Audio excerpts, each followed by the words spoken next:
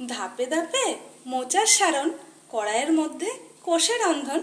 আজ বানাবো মোচার ঘন্ট। তার জন্য কিন্তু আগেই মোচাটা কেটে নিয়েছি, এবার কিন্তু খুব ধুয়ে পরিষ্কার করে নেব। আর একটা ইন্টারেস্টিং ব্যাপার, আজকে যেটা মোচা দিয়ে বানাবো সেটা হচ্ছে মাছের ডিম দিয়ে, মানে রুই মাছের ডিম দিয়ে আজকে কিন্তু মোচার ঘন্টটা বানাবো। তাই আপনাদের মাছের ডিমটাকেও দেখিয়ে দেবো একবার। দেখুন, রুই মাছের ডিমটা কিন্তু খুব সুন্দর, একদম সাদা ডিমটা। আর আমি আগেই ডিমটা ধুয়ে রেখেছি, ডিমের মধ্যে জল থাকলে কিন্তু ডিমটা একদম ভাজা যায় না, আগেই ধুয়ে রেখেছি।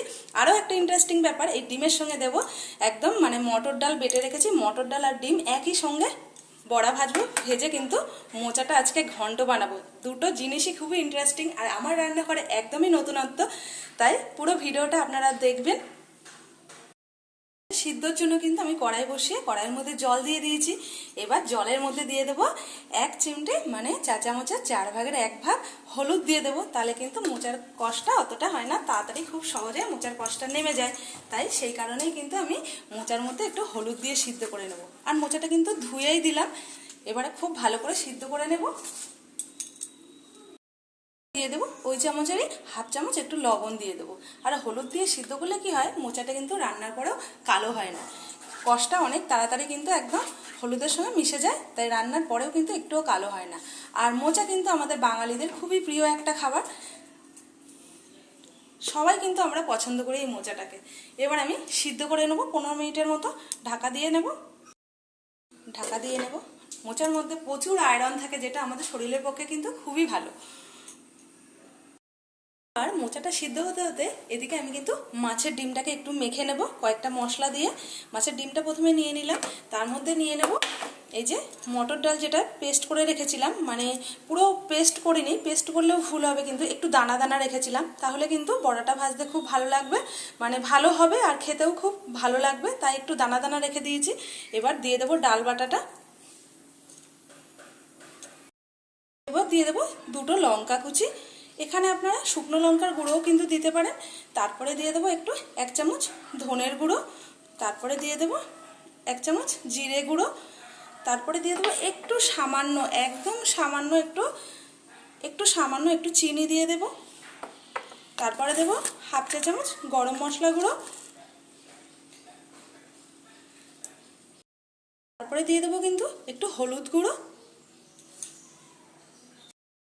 তারপরে দিয়ে দেবো ওই চামচের 1/2 চামচ থেকে একটু কম লবণ দিয়ে দেবো, যেটা 1/2 চামচেরও কম একটু আদা পেস্ট দিয়ে দেবো। এবার এগুলো খুব ভালো করে আমি মেখে নেব, মানে মাছের ডিম আর ডাল আর সমস্ত মশলার মিশ্রণগুলোকে আমি খুব ভালো করে কিন্তু একসঙ্গে মেখে নেব।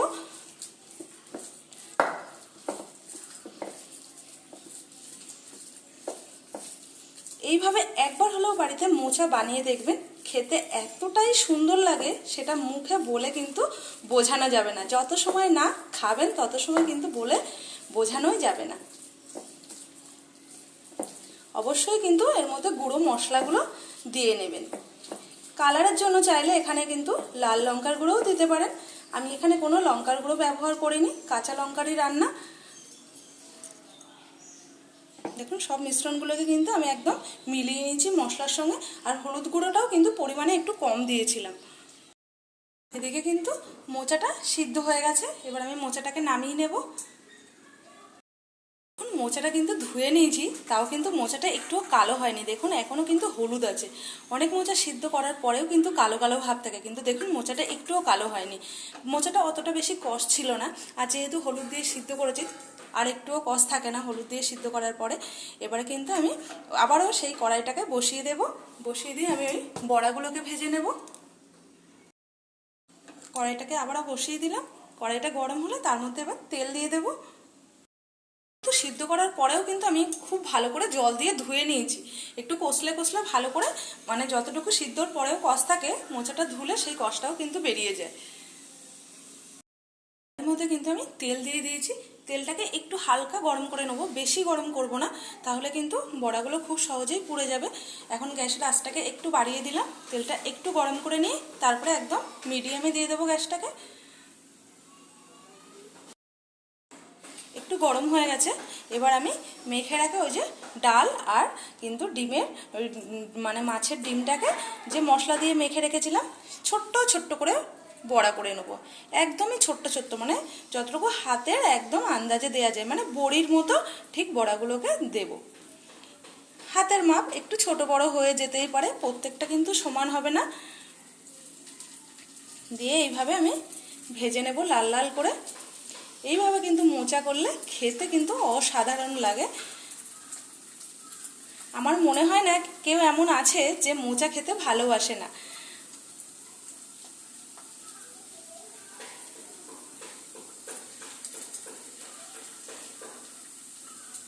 তেলটাকে কিন্তু আমি বেশি একদম গরম করে নিইনি, তাহলে কিন্তু মোচা এই বড়াগুলো দিতে দিতেই কিন্তু একদম পুড়ে যাবে, তাই একদম হালকা একটু গরম করে নিয়েছি।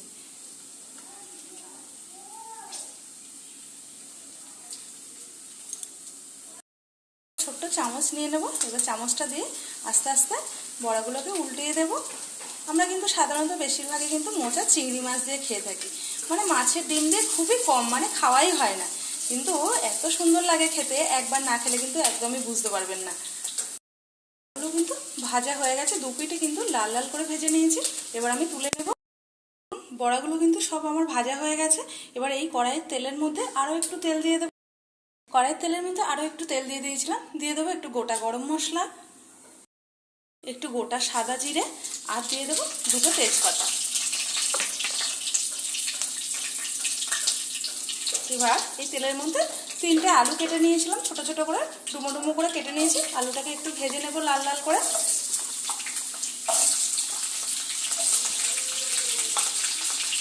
এবার দিয়ে দেবো একটু এর মধ্যে নুন, একটু দিয়ে দেবো নুন, একটু দিয়ে দেবো হলুদ, দিয়ে দেবো একটু, দিয়ে আলুটাকে খুব সুন্দর করে ভেজে নেব লাল লাল করে।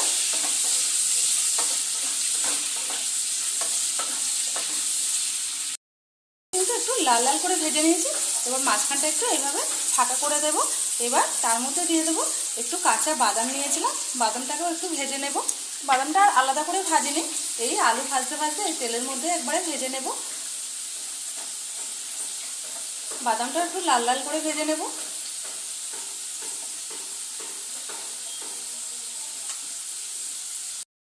একটু আলাদাভাবে ফাঁকা করে ভেজে নিলাম, তারপরে কিন্তু আলু আর বাদাম আবারও একসঙ্গে মিলিয়ে দিলাম, নিয়ে এইভাবে একটু নাড়াচাড়া করে নিলাম। আলুটা কিন্তু বেশ লাল হয়ে গেছে। এবার কিন্তু একে একে আমি সব মশলাগুলোকে দিয়ে দেবো। দিয়ে দেবো একটা টমেটো কুচি, একটা টমেটো কেটে রেখেছিলাম মিডিয়াম সাইজের, সেটাকে দিয়ে দিলাম। আলুর সময় একটু নাড়াচাড়া দিয়ে নেবো যত সময় না টমেটোটা একটু নরম হয়।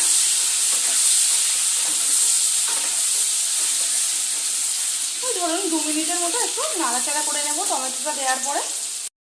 তারপরে দিয়ে দেবো কিন্তু কাঁচা লঙ্কা পেস্টটা। একইভাবে ঠিক ওই 2 মিনিটের মতো আবারও নাড়াচাড়া করে নেব। মশলাগুলো কিন্তু আমি আলাদা আলাদাভাবে দিয়েছি, একসঙ্গে কিন্তু একদমই দিই নাই। তারপরে দিয়ে দিয়েছিলাম আদা আর জিরা বাটা, মানে সাদা জিরা বাটা 2 চামচের মতো, পুরো পেস্টটাকেই দিয়ে দেব। দিয়ে আবারও একটু নাড়াচাড়া করে নেব। তারপরে দিয়ে দেবো এখানে কাঁচা বাদাম, চালমগজ আর 1 চামচের মতো পোস্ত পেস্ট করে রেখেছিলাম, সেটাকে পুরোটাই দিয়ে দেব। দিয়ে খুব সুন্দরভাবে একই প্রসেসিংয়ে আবারও কষিয়ে নেব।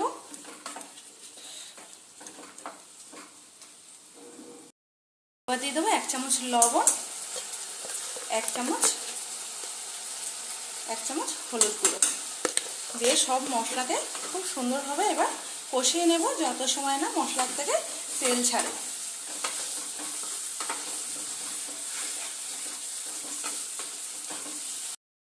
কিন্তু অনেকটাই তেল ছেড়ে এসছে।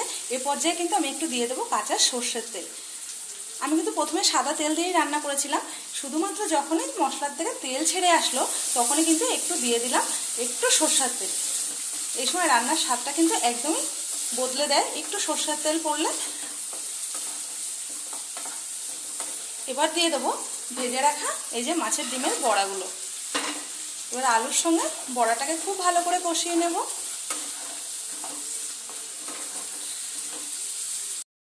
পর্যায়ে দিয়ে দেবো। এবারে এই যে হাত দিয়ে কিন্তু একটু ম্যাশ করে নিয়েছিলাম মোচাগুলোকে, এবার সিদ্ধ করে রাখা মোচাগুলোকে দিয়ে দেবো। মোচা, আলু, বড়া সব মিশ্রণকে আবারও মেশানোর পালা। খুব সুন্দরভাবে আবারও একবার কষিয়ে নেব।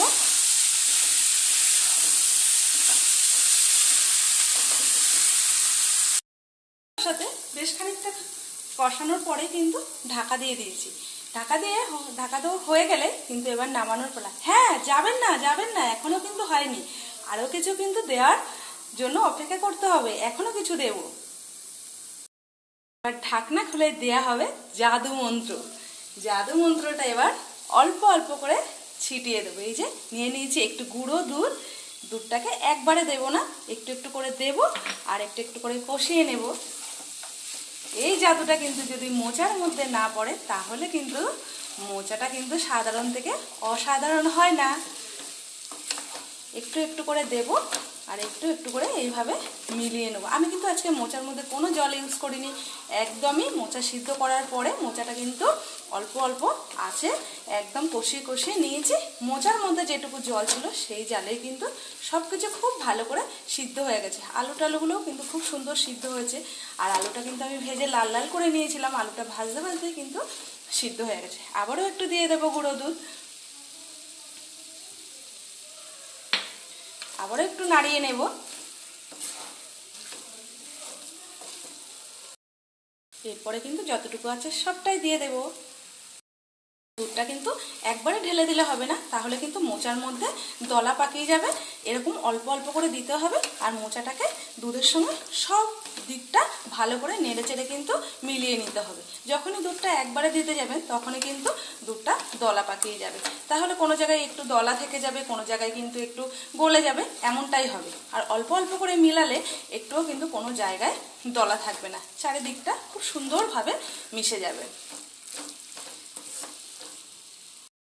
পরে দিয়ে দেবো জাদু মিষ্টি, দিয়ে দেবো একটু কিন্তু চিনি। মোচার মধ্যে একটু চিনি না হলে কিন্তু ভালো লাগে না। চিনিটা দিলে কিন্তু নুন ঝাল সব কিছুর ব্যালেন্সটা কিন্তু একদম অন্যরকম হয়ে যায়। তো এই যে আবার চিনিটা দিয়ে আবারও ঠিক একইভাবে সব মিশ্রণগুলিকে আবারও মিলিয়ে নেব। এবার কিন্তু একদম হয়ে গেছে, এবার কিন্তু নামানোর পালা। হ্যাঁ, যাবেন না, আরেকটুখানি। এবারে একটা সুগন্ধি জিনিস দেবো, যেটা মোচার মধ্যে না দিলে অসম্পূর্ণ থেকে যায়। এবার দিয়ে দেবো 1 চামচ ঘি দিয়ে দিলাম, বেশি দিলাম না, আমি 1 চামচই দিলাম, কারণ আমার মোচার পরিমাণ বুঝে এখানে আমি ঘিটা দিয়েছি 1 চামচ। এবার ঘিটা দিয়ে আমি নাড়াচাড়া দিয়ে নেব। আরও একটা জিনিস বাকি আছে, সেটা দিয়েই কিন্তু নামিয়ে নেব। তারপর হয়ে যাবে আমার একদম মোচা ঘন্ট রেডি। তারপরে দিয়ে দেবো এই জিনিসটা। হ্যাঁ বস, আমরা কিন্তু বাঙালি, ঘিয়ের কৌটার মধ্যেও কিন্তু গরম মশলা রাখি। ঘিটা কিন্তু আমি আগেই দিয়ে দিয়েছি, তাই ঘিয়ের কৌটায় রেখে দিয়েছিলাম গরম মশলা, তাই দিয়ে দেবো 1 চামচ গরম মশলা। এটা কিন্তু আমার ঘরে হাতে বানিয়ে নিয়েছিলাম, গোটা গরম মশলা ভেজে মিক্সার জারে পেস্ট করে নিয়েছিলাম, মানে গুঁড়ো করে নিয়েছিলাম, জল ছাড়াই। পেস্ট করলে ভুল হবে। তো দিয়ে এবার নাড়িয়ে নেবো। এবার আমি গ্যাসটাকে বন্ধ করে দেব। এবার গরম মশলাটা দিয়ে খুব ভালো করে মিলিয়ে নেব। এবার কিন্তু নামিয়ে নেওয়ার পালা। তারপরে গরমা গরম ভাতের সঙ্গে উফ, হাত একদম চেটে ফুটে খাওয়ার পালা। দেখো, উপর থেকে দিয়ে দিয়েছি রাজার রাজা, গন্ধের রাজা, গন্ধরাজ লেবু।